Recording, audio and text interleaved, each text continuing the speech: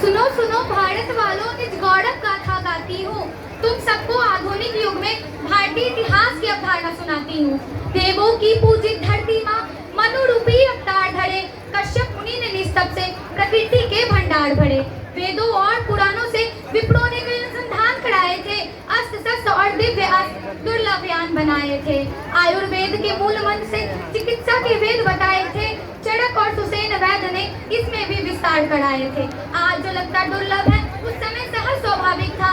ज्ञान विज्ञान चरम पर था, कर्म अधिक सम्मानित था। इस गरिमामयी समारोह में उपस्थित आदरणीय निर्णायक मंडल, सम्मानित अतिथिगण एवं माननीय शिक्षकगण एवं मेरे बहुत ही स्नेही भाइयों एवं बहनों, आप सभी को मेरा सादर प्रणाम। मैं आकांक्षा कक्षा 11वीं साइंस की छात्रा CRPF project girls plus two high school भंडारिक से आई हूँ। आज मुझे बड़े गर्व की अनुभूति हो रही है कि मुझे आधुनिक युग में भारतीय इतिहास की अवधारणा के विषय पे अपने विचार प्रस्तुत करने का सौभाग्य मिला। जैसा कि हम सभी जानते हैं कि अतीत में घटित महत्वपूर्ण घटनाओं का क्रमबद्ध अध्ययन ही इतिहास है। इसीलिए मुझे इतिहास की अवधारणा को स्पष्ट करते हुए भारत के संदर्भ में अतीत और वर्तमान को देखना होगा। डॉक्टर गोविंद चंद्र पांडे के अनुसार भारतीयों ने वर्तमान जीवन को कभी भी नगण्य नहीं माना। यदि इतिहास कर्ण प्रधान रहा है तो भारत में सदैव महापुरुषों की कर्मभूमि रही है। समय बड़ा तूफान प्रबल पर्वत झुक जाया करते हैं, अक्सर दुनिया में लोग समय में चक्कर खाया करते हैं, लेकिन कुछ ऐसे होते हैं इतिहास बनाया करते हैं। उसी वीर इतिहास पुरुष की अनुपम अमर कहानी है। आजादी के हवन कुंड की मिलके ज्योति जलाई थी, आहुति वीरों ने अपनी तब आजादी आई थी।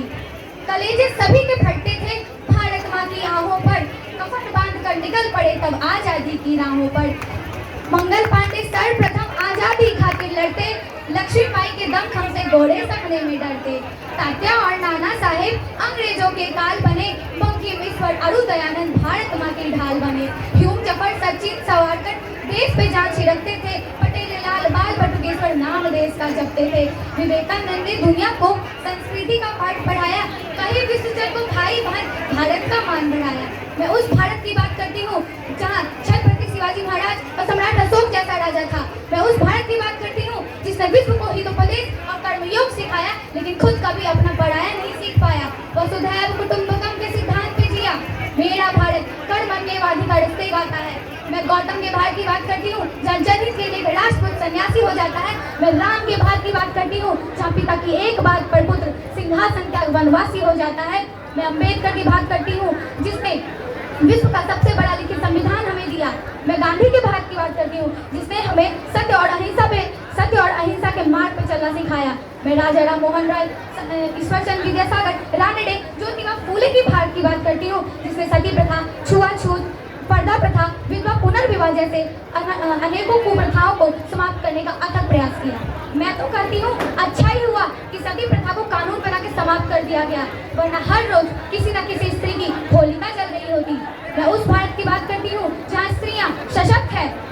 आज स्त्रियाँ अंतरिक्ष में जा रही है, एयरफोर्स की जहाज उड़ा रही है, आर्मी में ड्यूटी कर रही है। किरण बेदी, कल्पना चावला, लता मंगेशकर, सरोजिनी नायडू जैसी अनेकों महिलाएं हैं जिन्होंने अपनी पहचान अपने दम पे बनाई है। आज हमारा देश विज्ञान और प्रौद्योगिकी के क्षेत्र में तीसरे स्थान पर आता है। मैं उस भारत की बात करती हूँ जहाँ डॉक्टर APJ अब्दुल कलाम, विक्रम साराभाई, होमी जहांगीर बाबा, आर्यभट्ट जैसे अनेकों वैज्ञानिकों ने अपने अथक परिश्रम के बदौलत हमारे देश को अंतरिक्ष और चंद्रमा पर पहुँचाया है। सूर्य में भी अब तो वो झंडा गाड़ने जा पहुँचा है। प्राचीन काल से वर्तमान तक भारतीयों में इतिहास की अवधारणा रही है। परिणाम स्वरूप समय तथा समाज की आवश्यकताओं के अनुसार भारतीय इतिहासकारों ने ऐतिहासिक ग्रंथों का संपादन किया है। इतिहास की अवधारणा के प्रति इसे बढ़कर विशेष क्या हो सकता है? इतिहास एक निरंतर चलायमान युग चक्र है। त्रेता, द्वापर, कलयुग, मानव जीवन का कष्ट जब हमारे पराकाष्ठा पर पहुंच जाता है तो संपूर्ण मानव जाति के उद्धार के लिए ईश्वर का अवतार होता है। अवतारवाद भारतीय इतिहास की अवधारणा है। यदा यदा हि धर्मस्य ग्लानिर्भवति भारत अभ्युत्थानम् अधर्मस्य तदात्मानं सृजाम्यहम् परित्राणाय साधूनां विनाशाय च दुष्कृतां धर्म संस्थापनार्थाय संभवामि युगे युगे। इतिहास की अवधारणा से यदि अवतारवाद के सिद्धांत को धार्मिक परिचय से हटा दिया जाए जाए ना तो उन महान व्यक्तियों को महान जननायक की संज्ञा दी जाती है। महावीर हो, बुद्ध हो, रानी पद्मिनी हो, गांधी हो या राणा प्रताप हो, ये व्यक्तित्व के रूप में जन्म लिए, अपने कर्म के माध्यम से व्यक्तित्व बने, अपने दुर्धर्ष चरित्र के कारण आज हमारे और आपके बीच में प्रतिष्ठित है और आने वाली सदियों तक रहेंगे। इसी के साथ मैं आशुतोष राणा के एक सुप्रसिद्ध कविता के साथ अपनी वाणी को विराम देना चाहूंगी कि बलिदानों के वर्ष जन पर देशभक्त की ध्वजा जगे और रंग के कंकर पहने हैं वो राष्ट्रभक्त की भुजा जगे। अग्निपथ के पंथी जागो, शीश हथेली पर धरकर और जागो रक्त के भक्त लाडले, जागो सर के सौदागर। चोटी वाला चाणक्य जगे, परुष महान चाली में सोचने वाला चाणक्य बलवान जगे, हटी हुई जगे जिसका झुकना कभी ना जाना और जगे पद्मिनी का जोहर, जागे केसरिया बाना।